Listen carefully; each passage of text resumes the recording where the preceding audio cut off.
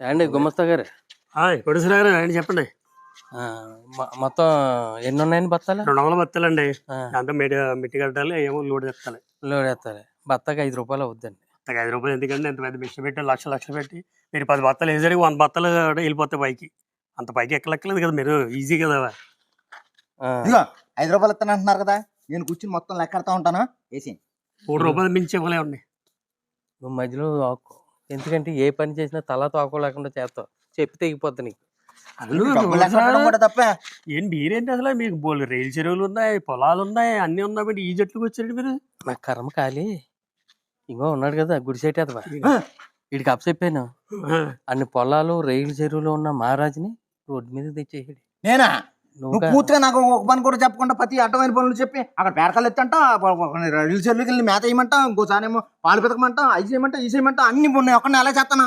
ఒరే చెప్పి తెగిపోద్దాం, వీళ్ళందరూ ఉన్నారని కూడా చూడను.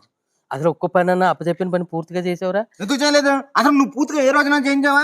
పేరకాలు ఎత్తుతుంటే మధ్యలోనే ఇంకో పని చెప్తావు, అది వదిలేస్తాను అక్కడికి వెళ్తాను. అక్కడ మేత ఎత్తుంటే మళ్ళీ ఇంకో పని చెప్తావు, అది వదిలేస్తాను మళ్ళీ అక్కడికి వెళ్తాను.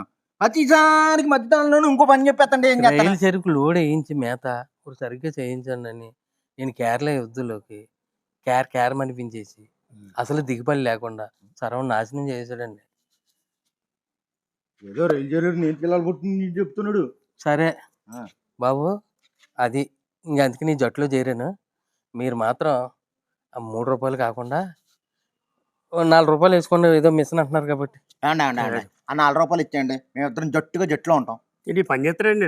ఎవడా మీరు ఇప్పుడు ఏంటి సరిగ్గా పని చేయడం చెప్పారు? పని చేయకపోతే బయటికి రైస్ మీద తగలెట్టాడు కదా, అందుకని మీకు నచ్చితే ఉండొచ్చుకోండి, లేకపోతే బయటికి గంటేయండి, మెడ గంటించండి. వద్దు మాకు, మీరైతే చేయండి.